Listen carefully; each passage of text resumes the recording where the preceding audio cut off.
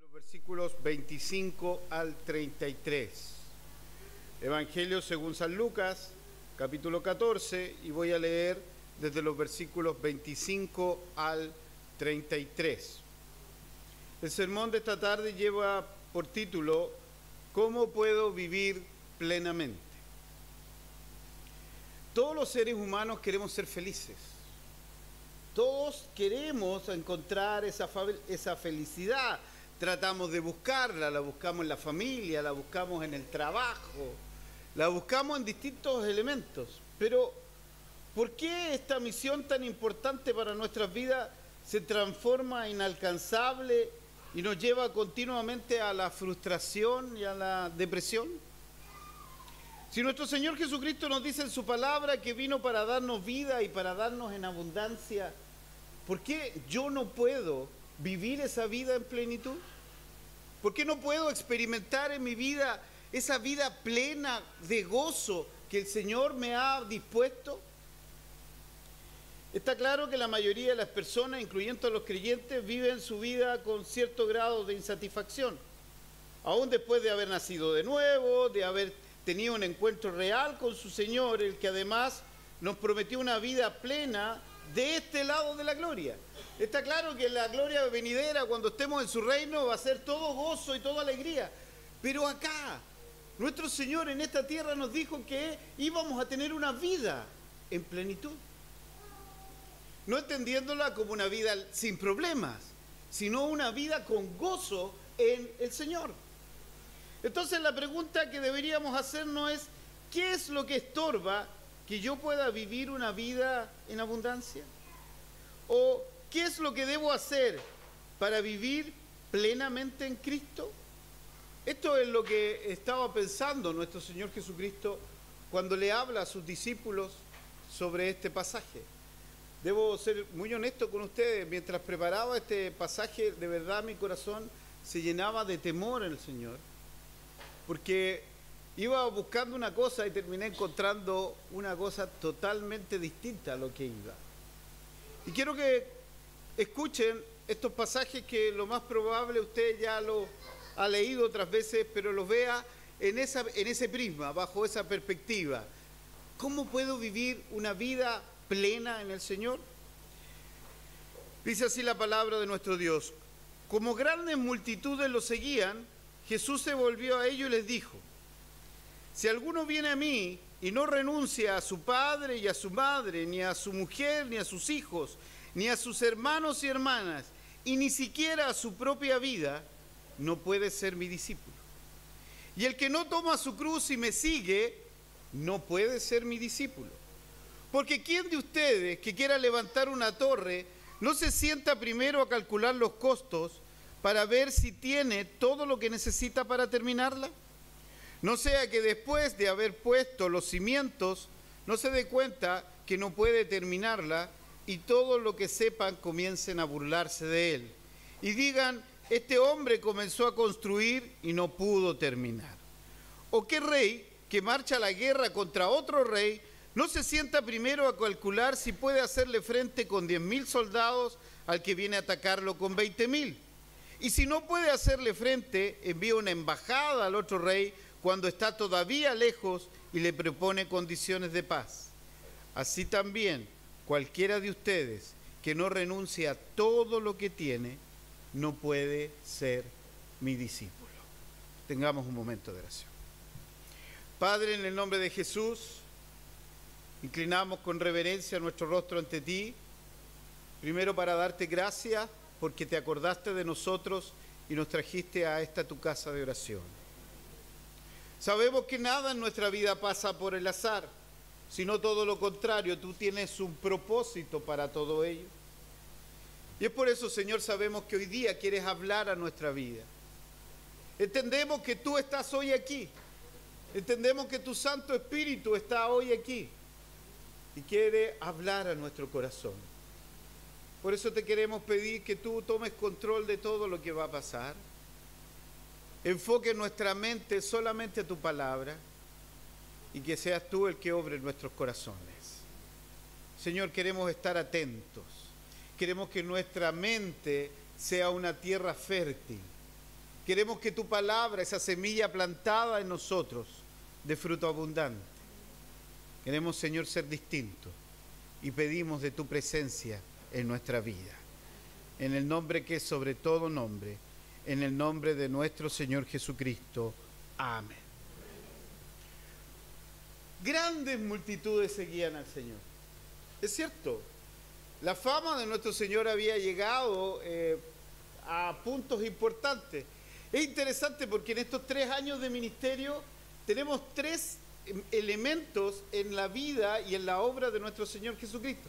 El primer año de su ministerio es como el ministerio ese año es como desconocido. Solo sabemos de ese primer año de su ministerio por los primeros capítulos del Evangelio según San Juan, que nos relata un poco cómo comienza su obra.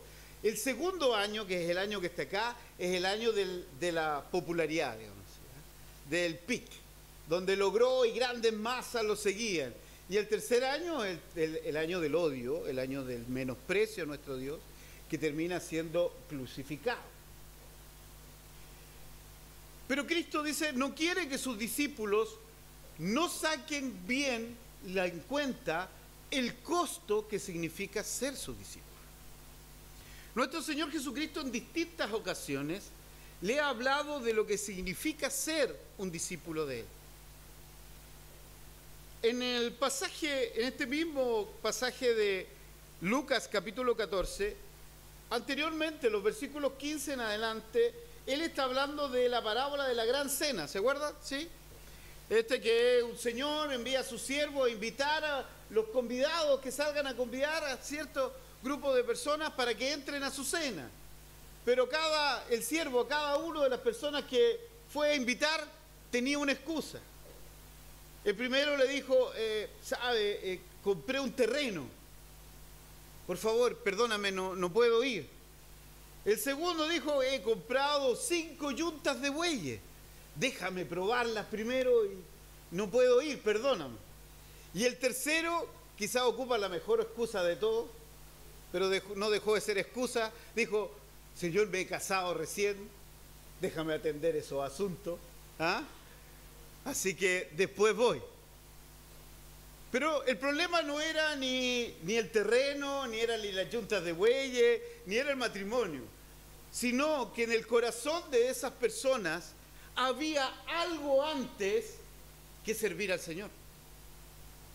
Por eso es que terminando esta serie, nuestro Señor Jesucristo mira hacia atrás y ve a la multitud y comienza a hablarle del costo del discipulado.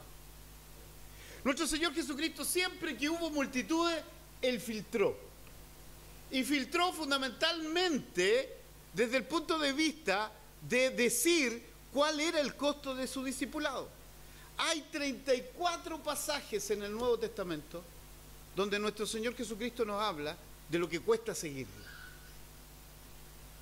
Con esta historia Jesús pasa a explicarle a los discípulos que cualquiera que quiera identificarse como su discípulo debe estar dispuesto a pagar el costo que esto significa. Y que así pueden vivir una vida plena.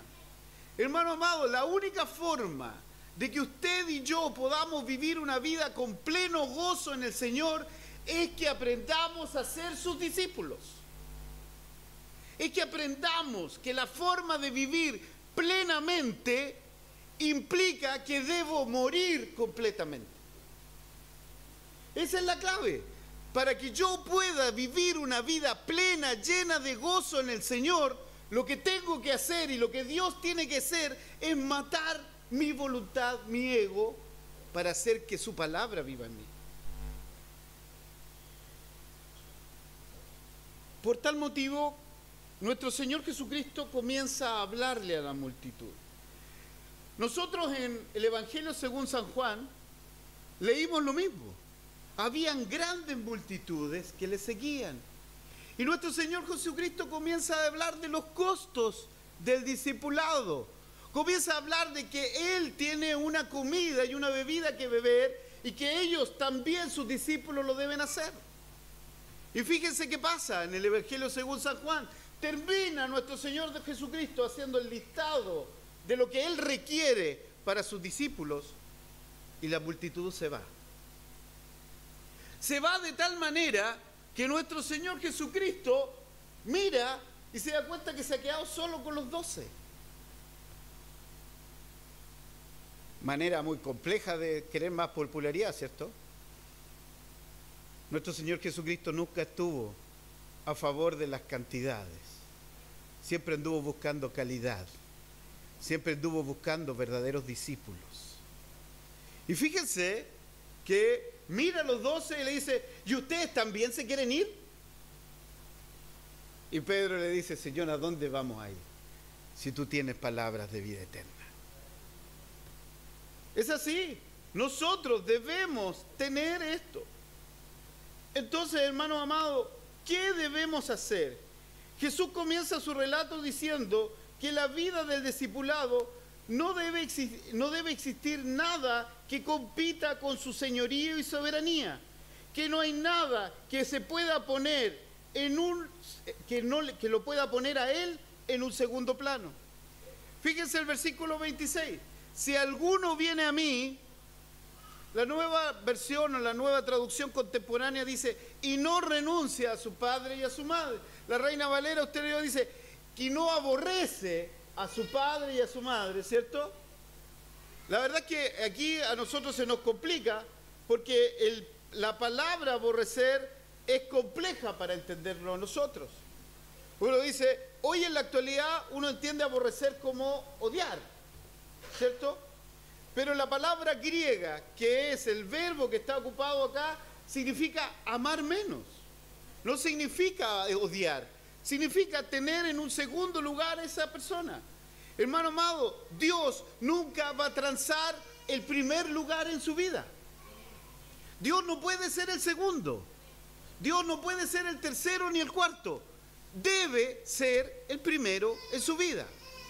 Y va a hacer todo lo necesario para ocupar ese lugar. Así como cuando vino a la tierra, dejó un sinfín de privilegios, derechos que gozaba de la eternidad, así sus discípulos deben renunciar a sus privilegios y derechos, aún más sus relaciones, ya sean lícitas como padre, madre, hermanos, hijo, esposa, si es que estos quieren compartir el primer lugar en nuestra vida que solo le pertenece al Señor.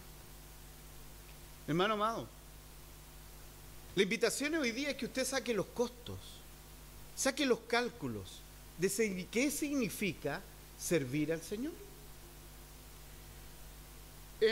Como les explicaba, los evangelios existen grandes partes de esto.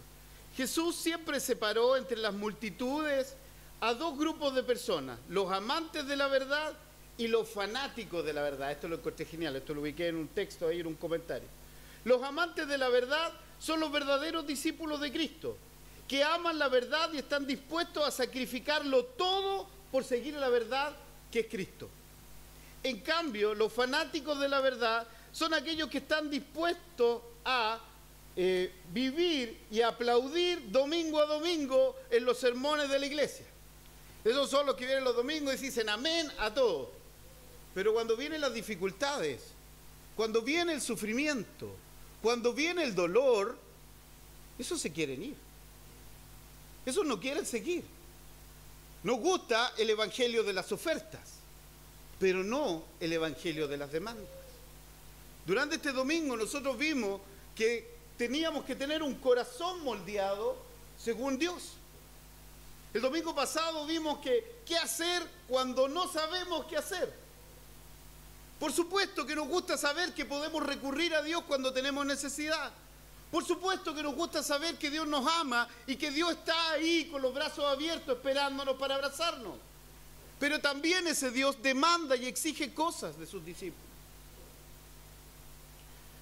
Cuando Cristo y la Sagrada Escritura nos hablan de la salvación, siempre se refieren a ella como gratuita. Y es así, Jesucristo pagó el precio. Pero en cada pasaje que se habla del discipulado, me dice que el costo de ese discipulado lo tengo que pagar yo.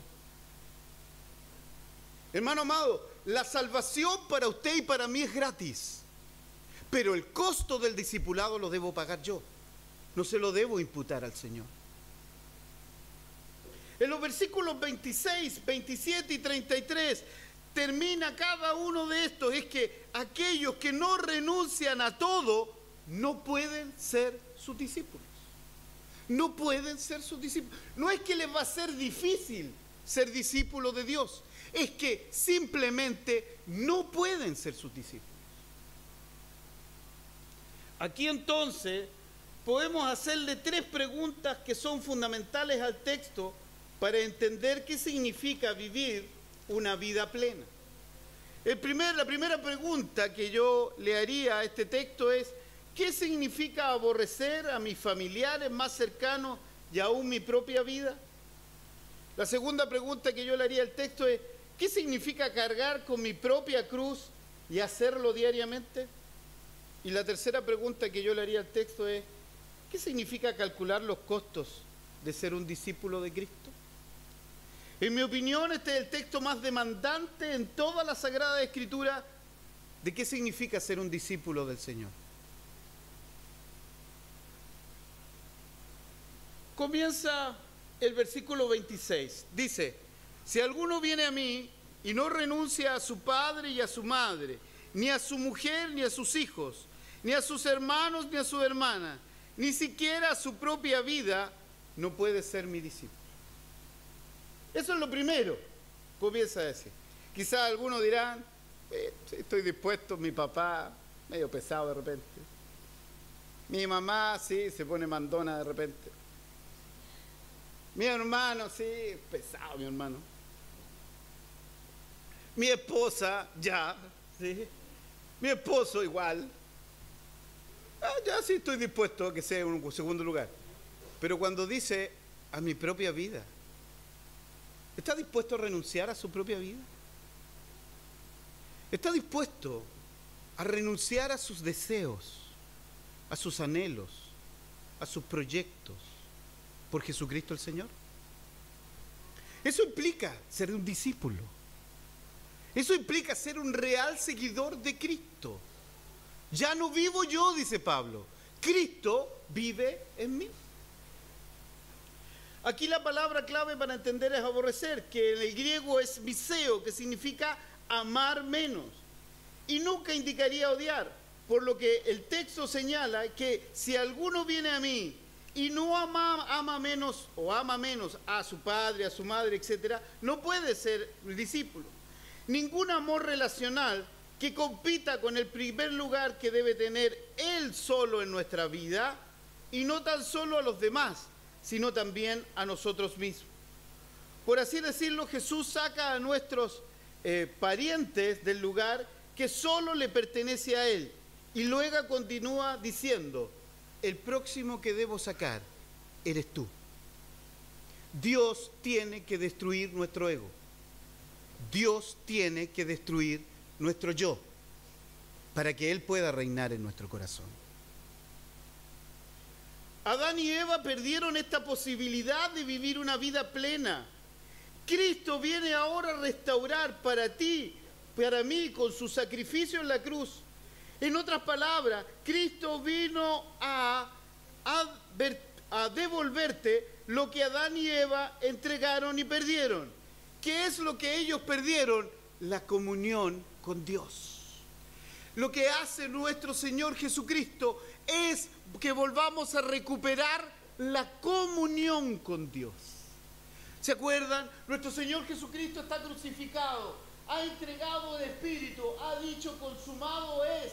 Muere e inmediatamente el velo del templo se rompe en la mitad. El velo del templo tenía una característica, aparte de ser una tela gruesísima, que no se rompía así,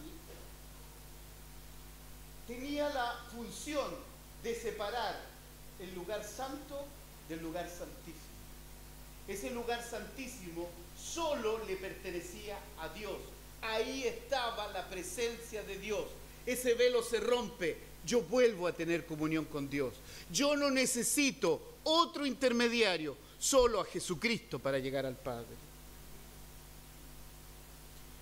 el hombre está buscando la felicidad de todas las formas posibles, en todas las relaciones posibles, en todas las cosas materiales posibles, pero la felicidad parece eludirle. Buscar su felicidad es debido a que está buscando en una cisterna agrietada, una cisterna que no tiene agua, una cisterna que está vacía, porque la única fuente de vida es Jesucristo el Señor. Por lo tanto, mi felicidad nunca la voy a encontrar en mi familia, nunca la voy a encontrar en mi trabajo, nunca la voy a encontrar en lo que usted ponga adelante. Mi gozo, mi felicidad, solo la puedo encontrar cuando encuentre a Jesucristo el Señor y sea verdadero su discípulo. La vida del verdadero discípulo de Cristo es una vida cruciforme. Maravilloso, esto también aparece en otro texto que leí. Antiguamente las iglesias tenían forma de cruz. Tenían un pasillo largo, ¿cierto?, central, y también una línea horizontal.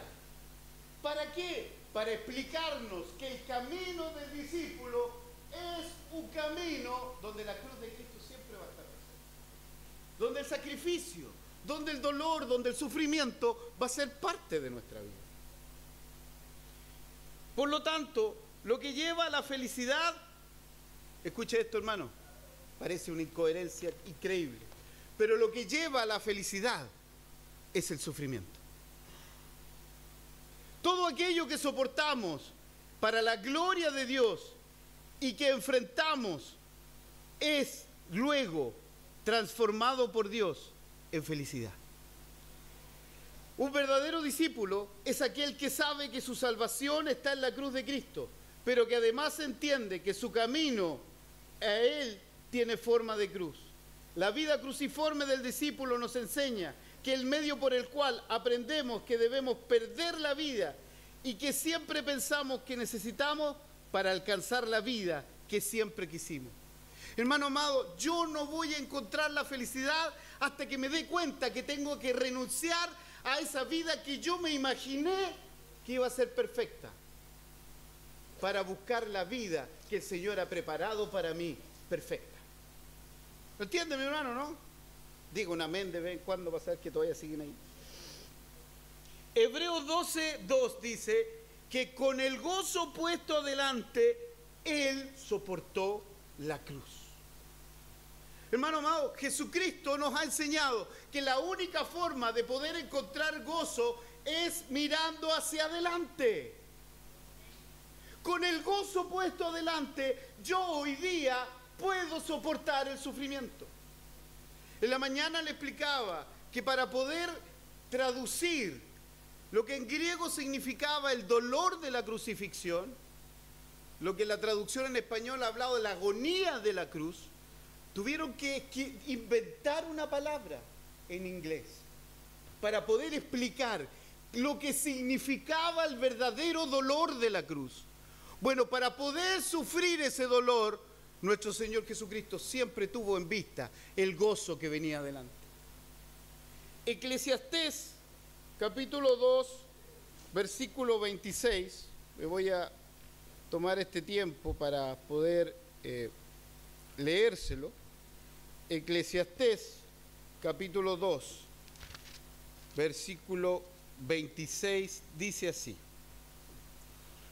Es un hecho que Dios da sabiduría, conocimiento y alegría a quien es de su agrado. ¿Escuchó eso, no? El Señor, a quien Él le agrada, a quien Él ama, le da, ¿qué le da? Sabiduría, conocimiento y alegría. Hermanos, Dios quiere que usted esté alegre. Dios quiere que usted tenga gozo. Pero usted no lo va a poder percibir si primero no renuncia a todo lo que tiene. Proverbios 16:7 obtiene la misma idea. Dios va a entregar gozo a quienes le sigan y quieran renunciar a lo que tienen. Entonces la única manera de agradar a Dios es viviendo para su gloria. Por eso es que Cristo pone como su requisito que debemos aborrecer hasta nuestra propia vida, porque la única manera de vivir para la gloria de Dios es que yo muera a mis anhelos, mis ideas, mis deseos y ahora viva para Él. Juan capítulo 12, versículo 24, nos habla de la metáfora que usa el Señor del símbolo que el grano de trigo, para que pueda dar fruto, debe morir primero.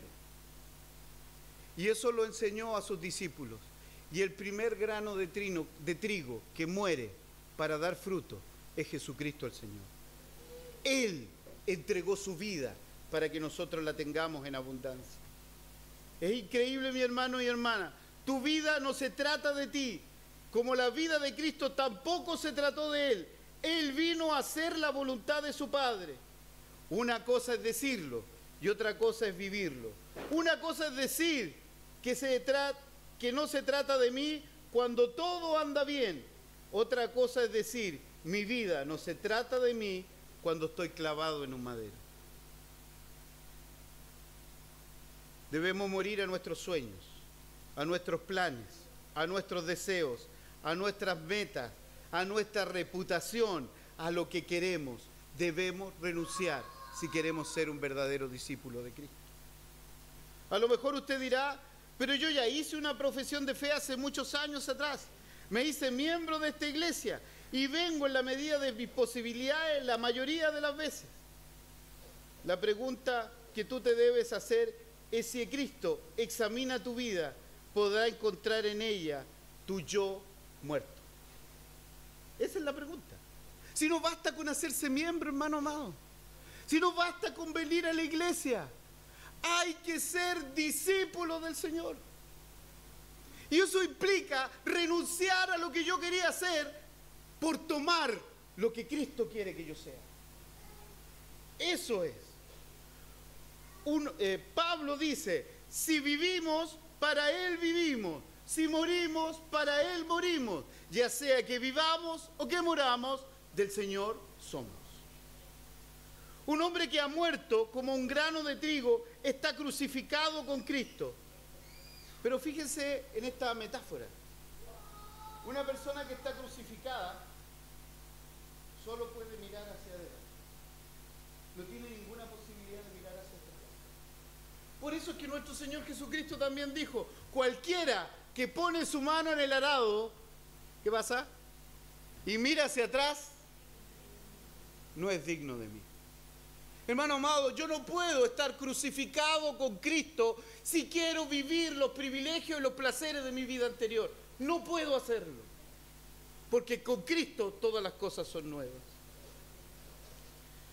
No puedo creer que Cristo va a estar de acuerdo con que yo siga viviendo una vida de confort, una vida de estabilidad, una vida de tranquilidad lejos de sus caminos.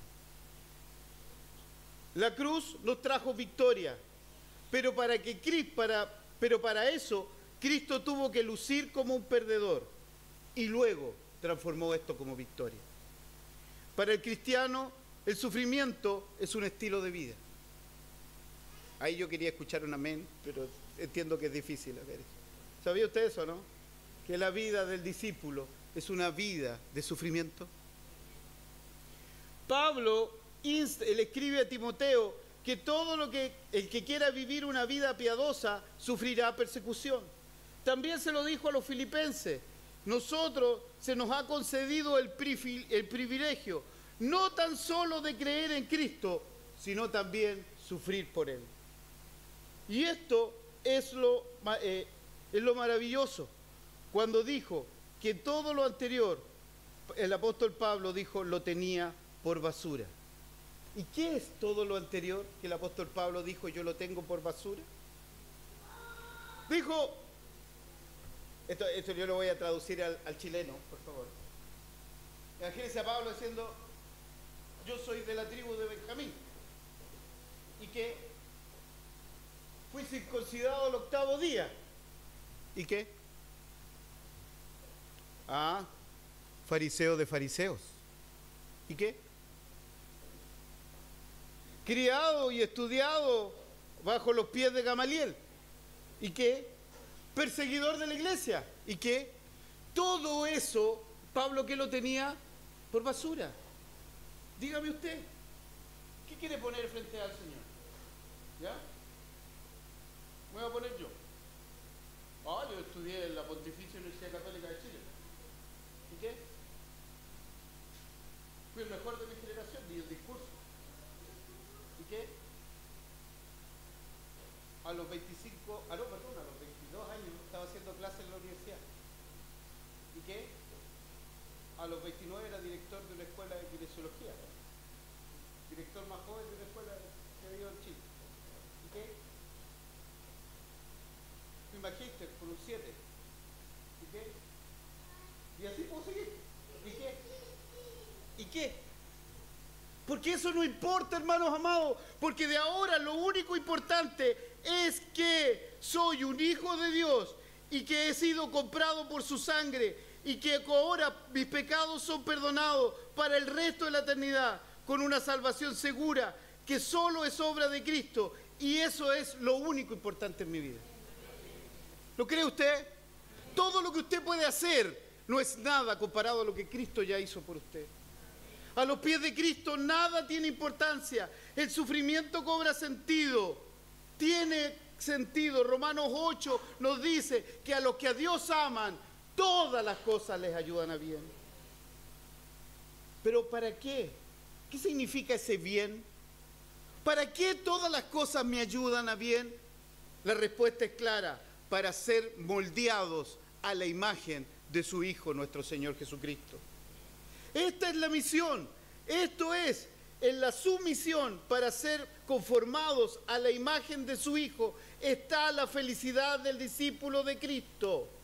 La única forma que yo encuentre la felicidad como discípulo es que me entregue sumiso a la obra de Cristo en mi vida. Para esto quiero ocupar la imagen de Miguel Ángel, el gran escultor. Dice la historia que Miguel Ángel iba con un trozo de roca, moviéndolo de mármol, a un lugar muy importante y todo. ¿Y a dónde vas con eso? Y él le dijo: es que hay un ángel ahí. Todos lo miraron. ¿Un ángel? Yo veo un trozo de mármol y tú me dices que hay un ángel. Ah, sí, es que yo tomo mi cincel y mi martillo y empiezo a sacar todas las cosas que no parecen ángel para que después aparezca lo que el ángel y ese ángel maravilloso que está ahí. La gloria de Dios y el gozo del cristiano son compatibles. No hay nada que traiga la gloria de Dios que no se traduzca en el gozo para mi vida. Ahora entiendes por qué debes vivir para su gloria, porque así encontrarás lo que andas buscando. Así como Miguel Ángel piensa en Dios con ese martillo y cincel, que a través del sufrimiento, a través de la vida, empieza a sacar todo aquello que no se parece a Jesucristo el Señor. Wow. Queda poco, hermano. ¿Qué significa cargar la propia cruz y hacerlo diariamente? El académico, teólogo y comentarista Norman, el apellido es bastante raro, intentaré decirlo bien, Helden James, dice: cargar nuestra cruz diariamente significa la aceptación de todo sacrificio, sufrimiento, persecución que vienen por seguir a Jesús, y no solamente sufrimientos ordinarios. Yo no puedo decir: esta es mi cruz, me duele la cabeza todos los días. Eso no es la cruz de Cristo, hermano amado. Eso no es una cruz. No, esta enfermedad que tengo durante todo este año es la cruz que Dios me ha puesto. No, no. Eso no se condice al sufrimiento de Jesucristo en la cruz. En la antigüedad, la cruz no solo era un símbolo de castigo, sino además un símbolo de vergüenza. Los crucificados eran obligados a llevar la parte horizontal de la cruz del lugar donde lo flagelaban al lugar de su ejecución. Cristo tomó este instrumento de vergüenza y lo soportó y lo transformó en gloria. Quiero que leamos juntos Juan 12, 27 y 28. Esto es maravilloso, hermano. Juan 12, 27 y 28. Juan capítulo 12, versículos 27 y 28. Dice nuestro Señor Jesucristo: ahora mi alma está turbada. ¿Y acaso diré, Padre, sálvame de esta hora? Si para esto he venido. Padre, glorifica tu nombre. En ese momento vino una voz del cielo que dijo: lo he glorificado y volveré a glorificarlo. Cristo fue glorificado en la cruz, no solo cuando ascendió, fue glorificado en la cruz, en el sufrimiento, en la agonía, con el gozo puesto delante. Él encontró la gloria. ¿Por qué? Porque vivió para la gloria de su Padre. Nos resulta fácil decir que somos personas quebrantadas, pero nos resulta muy complejo aceptar que lo somos porque hemos quebrantado la ley de Dios. En las palabras de John Henry Newman, cada uno de nosotros es un rebelde que necesita entregar sus armas. Nuestro Dios, sigue diciendo en Isaías, que aquel que contiende con su hacedor le es dura cosa. El sufrimiento que hoy puedes estar pasando ha sido orquestado por Dios para tu bien, ha sido preparado para la gloria de Dios, ha sido preparado para humillarte, para probarte, pero también para darte la gloria junto con Él en el Señor, para ver qué hay en tu corazón, para conformarte a tu imagen y para experimentar su gracia, que es todo suficiente. Todo el gozo a mi vida, porque el gozo que el Señor ha conformado es la imagen de su Hijo en mi vida. Y por último, ¿qué significa calcular el costo? Para esto me basaré en cómo relata la historia un comentarista latinoamericano, Juan Carlos Ortiz. Él toma la parábola de la perla de gran valor, ¿se acuerdan? ¿Sí? ¿Sí? La historia de un hombre que encuentra un terreno, que hay una gran perla ahí, ¿se acuerdan? ¿Sí? La gran perla. Y vende todo por esa perla. Bueno, él lo relata de esta manera. Quiero que lo encuentro genial, para que nos ayude a contestar esta pregunta. ¿Qué significa calcular los costos? Un hombre va hacia un vendedor a comprar esta perla de gran precio y le dice, ¿cuánto cuesta esta perla? El vendedor lo mira y le dice, mucho, carísimo. Ah, es que yo quiero comprarla. Ok, sí puedes comprarla. Pero si usted está diciendo que es muy cara, no, sí, todos pueden comprarla, pero es cara. ¿Cuánto tienes?, le dice el vendedor. Lo vamos a traducir a plata chilena, no vamos a hablar en dólares. Ya, tengo 30 millones de pesos en el banco. Ok, muy bien. ¿Cuánto más? No, es que no tengo más, pues son 30 millones que tengo en el banco que quiero comprar. ¿Seguro que no tienes nada más? No, ando con 20.000 pesos en los bolsillos. Ok, pásalo, mío también. ¿Pero no tienes nada más? No, pues si me quitaste lo que tenía hasta en los bolsillos. ¿Y dónde vives? Bueno, en mi casa. Bueno, mi casa, tu casa también es mía. Paso acá. Bueno, ¿y dónde quieres que viva? ¿En una carpa en el patio? Ah, tienes una carpa, también es mía. Bueno, ¿y ahora qué quieres, que me vaya a dormir al auto? Ah, tienes auto. Muy bien, también es mío. ¿Y qué más tienes? Bueno, tengo mi familia, mi hijo, ahora no tengo... Ah, tienes familia, hijos. También tu familia y los hijos son míos. ¿Y qué más quieres? Ah, se me olvidaba algo. Tú también